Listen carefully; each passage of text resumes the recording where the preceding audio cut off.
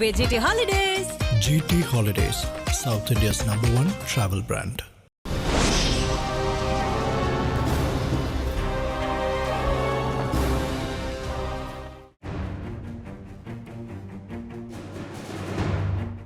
நேற்றைய நாளில் 2 தலைவர்கள் பேசிய விடயங்கள் மிக உன்னிப்பான சர்வதேச கவனத்தை ஈர்த்து வருகின்றன.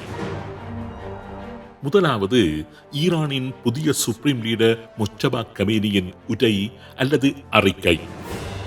முஜ்தபா கமேனி ஈரானின் சுப்ரீம் லீடராக பதவியேற்றதன் பின்னர் வெளியிட்ட முதலாவது உரை அல்லது அறிக்கை என்கின்ற ரீதியிலும், உலகை ஒடுக்கிக் கொண்டிருக்கின்ற உக்கிரமான யுத்தம் தொடர்பான ஈரானின் நிலைப்பாட்டை வெளிப்படுத்திய அறிக்கை என்கின்ற ரீதியிலும் முஜ்தபா கமேனியின் அந்த அறிக்கை முக்கியத்துவம் பெறுகின்றது.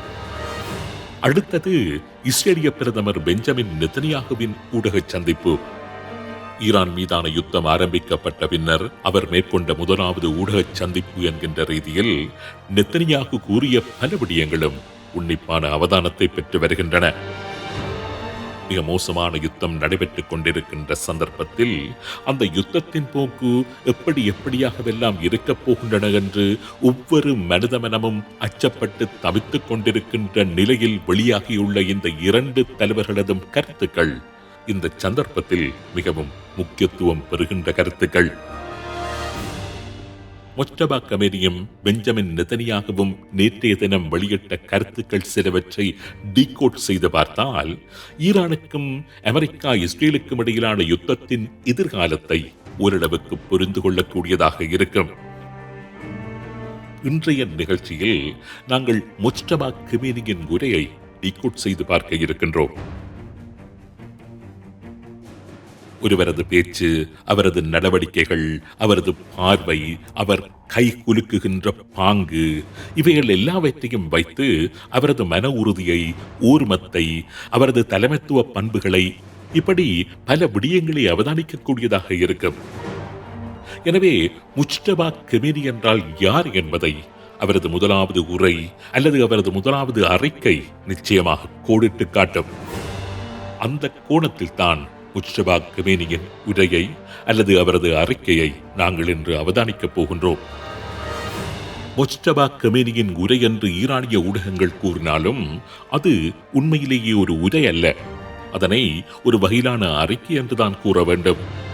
முஜ்தபா கமேனி நேரிலோ அல்லது தொலைக்காட்சியிலோ தோன்றி உரையாற்றவில்லை. திரையில் முஜ்தபா கமேனியின் புகைப்படம் வைக்கப்பட்டிருந்தது. முஜ்தபா கமேனியின் உரை என்று கூறி ஒரு உரையை அல்லது அறிக்கையை ஒரு தொலைக்காட்சி தொகுப்பாளர் ஈரானிய தொலைக்காட்சியான பிரஸ் டிவியில் வாசித்தார்.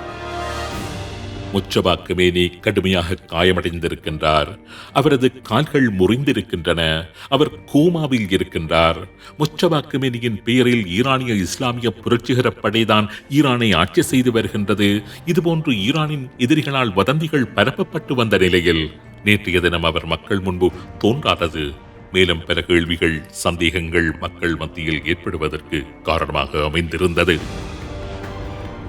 சரி, இது எப்படி இருந்தாலும் ஈரானின் ஆட்சி உத்தியோகபூர்வமாக ஒரு அறிக்கையை வெளியிட்டிருக்கின்றது.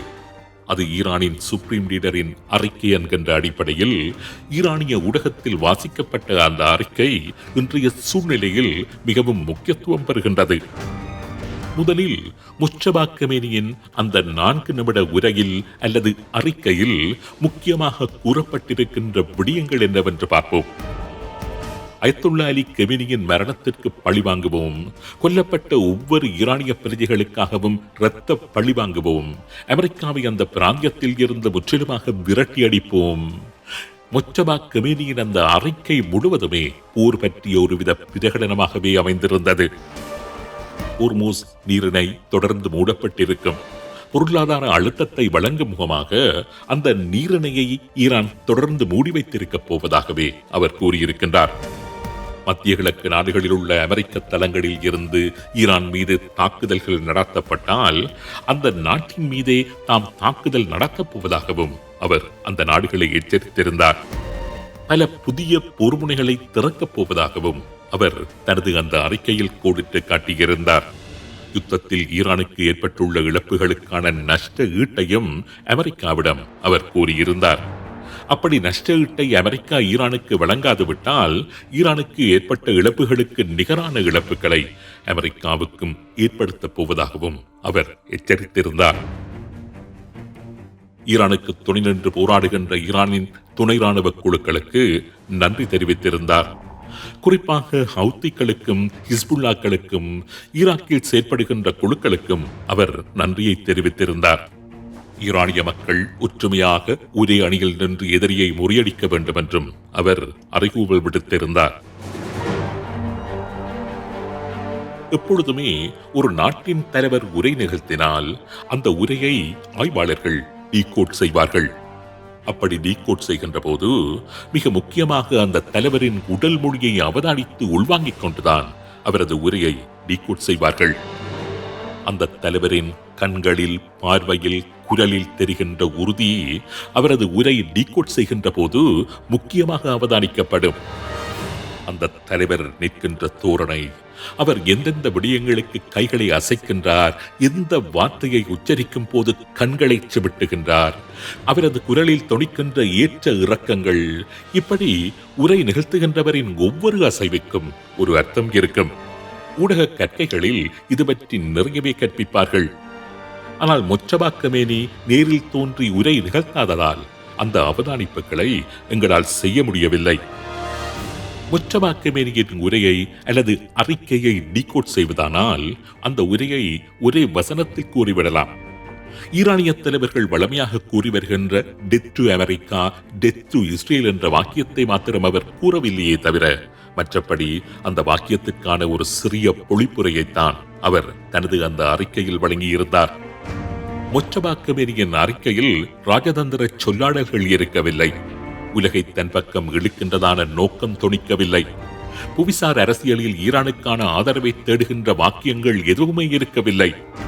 ஈரானின் நிலைப்பாடுகளை உலக மக்களுக்கு முன்னால் வைக்கின்ற அந்த ராஜதந்திர அணுகுமுறை இருக்கவில்லை. ஈரானின் சுப்ரீம் லீடர் எனப்படுபவர் ஒரு உலகத் தலைவர். ட்ரம்ப் போல, புட்டின் போல, நரேந்திர மோடி போல, நெத்தனியாகு போல முஜ்தபா கமேனியும் இன்று ஒரு முக்கியமான உலகத் தலைவர்.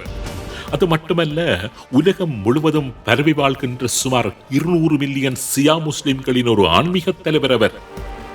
முஜ்தபா கமேனியின் முதலாவது உரை என்பது ஒட்டுமொத்த உலகமுமே எதிர்பார்த்துக் கொண்டிருந்த ஒரு உரை. ஒட்டுமொத்த ஊடகங்களின் தலைப்புச் செய்திகளுக்கான இடத்தை பிடித்திருந்த ஒரு உரை. அப்படிப்பட்ட ஒரு உலகத் தலைவர் சம்பிரதாயத்திற்காக பெற்றாலும் உலகத்தின் அமைதி பற்றியோ, உலகத்தின் பொருளாதாரம் பற்றியோ, உலக மக்கள் பற்றியோ தனது நல்லெண்ணத்தை, அக்கறையை தனது முதலாவது உரையில் வெளிக்காண்பித்திருக்க வேண்டும். ஆனால் அந்த சந்தர்ப்பத்தை அவர் தவறவிட்டு விட்டார். ஒரு உலகத் தலைவர் என்ற ஸ்தானத்தில் நின்றபடி தனது உரையை முஜ்தபா கமேனி நேற்றைய தினம் நிகழ்த்தவில்லை. மாறாக ஈரானின் இஸ்லாமிய புரட்சிகர படையின் ஒரு தளபதி நிகழ்த்துகின்ற உரை போன்றுதான் அவரது உரை அல்லது அந்த அறிக்கை அமைந்திருந்தது. ஒரு உலகத் தலைவராக தனது முதலாவது உரையிலேயே தன்னை முன்னிறுத்திக் கொள்ளும் ஒரு அரிய சந்தர்ப்பத்தை அவர் தவறவிட்டு விட்டார் என்றுதான் கூற வேண்டியிருக்கின்றது. மிக முக்கியமாக முஜ்தபா கமேனி தனது உரையில் ரஷ்யா பற்றியோ அல்லது சீனா பற்றியோ ஒரு வார்த்தை கூட பேசாததும் ஒரு ராஜதந்திர தவறாகவே பார்க்கப்படுகின்றது. இந்த யுத்தத்தில் ரஷ்யாவும் சீனாவும் ஈரானுக்கு பல்வேறுபட்ட நிலைகளில் தமது ஆதரவை வழங்கி வருகின்ற நாடுகள். ஆயுதங்கள், தொழில்நுட்ப உதவிகள், உளவு தகவல்கள் என்று பலவிதமான இராணுவ உதவிகளை பகிரங்கமாகவே வழங்கி வருகின்ற நாடுகள். முக்கியமாக ராஜதந்திர ரீதியாக உலகமட்ட அழுத்தங்கள் விடயத்தில் ஈரானுக்கு துணையாக இருந்து வருகின்ற நாடுகள். உலகில் ஈரானுக்கு இருக்கின்ற இந்த இரண்டு பாரிய நட்பு சக்திகள் பற்றி முஜ்தபா கமேனி தனது முதலாவது உரையில் ஒற்று வார்த்தை கூட பேசாததை நிச்சயமாக மிகப்பெரியதொரு ராஜதந்திர குறைபாடாகவே பார்க்க வேண்டியிருக்கின்றது. ரஷ்யா, சீனா இந்த இரண்டு நாடுகளுமே முஜ்தபா கமேனி ஈரானின் சுப்ரீம் லீடராக பதவியேற்ற போது அவரை அங்கீகரித்து வாழ்த்தியிருந்தன. ரஷ்ய அதிபர் விளாடிமிர் புட்டின் ஈரானின் நம்பிக்கைக்குரிய ஒரு நட்பு சக்தியாகவே ரஷ்யா என்றைக்கும் இருக்கும் என்று கூறி வாழ்த்தியிருந்தார். வெளிச்சக்திகளுக்கு எதிராக ஈரான் புரிந்து வருகின்ற யுத்தத்தை தாம் ஆதரிப்பதாக சீனாவின் வெளிவிவகார அமைச்சர் பகிரங்கமாக கூறியிருந்தார். அப்படிப்பட்ட ரஷ்யா பற்றியும் சீனா பற்றியும் ஈரானின் புதிதாக நியமிக்கப்பட்டுள்ள சுப்ரீம் லீடர் தனது முதலாவது உரையின் போது ஒரு வார்த்தை கூட குறிப்பிடாதது ஈரானின் ராஜதந்திர நகர்வுகளில் ஏற்பட்டுள்ள ஒரு மிகப்பெரிய குறைபாடாகவே பார்க்கப்படுகின்றது. இது நிறைய அனுமானங்களுக்கும் வழி ஏற்படுத்துகின்றது. ரஷ்யாவினதும் சீனாவினதும் பெயர்கள் முஸ்தபா கமேனியின் அந்த உரையில் சேர்த்துக் கொள்ளப்படாதது தற்செயலாக நிகழ்ந்த ஒரு விடயமாக கூறிவிட முடியாது.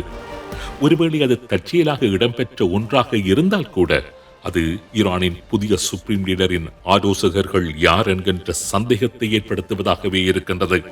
ஒரு நாட்டுத் தலைவரின் அறிக்கைகளை தயாரிப்பது என்பது இலகுவான விடயம் அல்ல. அறிக்கைகளையும் உரைகளையும் தயாரிப்பதற்கென்றே ஒரு குழு இருக்கும். துறைசார் வல்லுநர்கள் பலர் அந்த குழுவில் அங்கம் வகிப்பார்கள். ஈரான் போன்ற ஒரு பாரிய நாட்டின் சுப்ரீம் லீடரின் முதலாவது உரை என்பது ஒன்றும் சாதாரண உரை கிடையாது. உலகத்துடனும் தனது நாட்டு மக்களுடனும் கைகுலுக்கிக் கொள்கின்ற மிக முக்கியமான தருணம்தான் அந்த முதலாவது உரை. அப்படிப்பட்ட மிகவும் முக்கியத்துவம் வாய்ந்த ஒரு உரையின் போது அல்லது அறிக்கையிடலின் போது அதனது நேச சக்திகளை தவறவிட்டது என்பது ராஜதந்திர விடயத்தில் ஈரானின் பலவீனத்தையே வெளிப்படுத்தி நிற்கின்றது. ஈரானின் சுப்ரீம் லீடரின் ஆலோசகர்கள் பற்றிய பலமான சந்தேகத்தையும் ஏற்படுத்தி நிற்கின்றது. ஈரானின் புதிய சுப்ரீம் லீடர் என்பவர் வெறுமனே ஒரு யுத்த தளபதியாகத்தான் ஈரானில் வலம் பெறப் போகின்றாரா என்கின்ற கேள்வியையும் எழுப்பி நிற்கின்றது. உண்மையிலேயே முஸ்தபா கமேனியின் நேற்றைய அறிக்கையை, அதுவும் அவரது முதலாவது அந்த அறிக்கையை பார்க்கின்ற போது ஈரான் போன்ற ஒரு பாரிய தேசத்தின் தலைவரது அறிக்கை போன்று எனக்கு தோன்றவில்லை. எந்தவித நடைமுறை அரசையும் கொண்டிராத ஒரு ஆயுத குழு ஒன்றின் தலைவர் விடுகின்ற அறிக்கை போலவே இருந்தது. ஹமாஸ் போல, ஹிஸ்புல்லாக்கள் போல, ஹவுத்திகள் போல ப்ராக்ஸி குழுக்களின் தலைவர்கள் விடுகின்ற போர் அறிக்கையாகத்தான் காட்சி தந்தது. அந்த காலங்களில் சந்தனக்காட்டில் நின்றபடி வீரப்பன் விட்ட அறிக்கைகள் கூட முஸ்தபா கமேனியின் அறிக்கைகளை விட காத்திரமான அறிக்கைகளாக இருந்தன என்றுதான் நான் கூறுவேன்.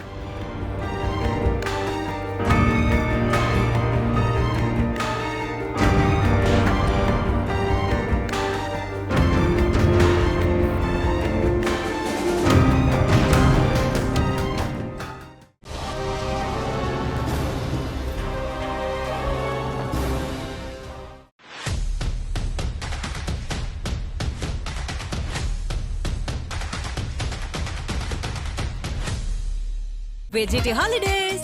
GT Holidays, South India's #1 travel brand.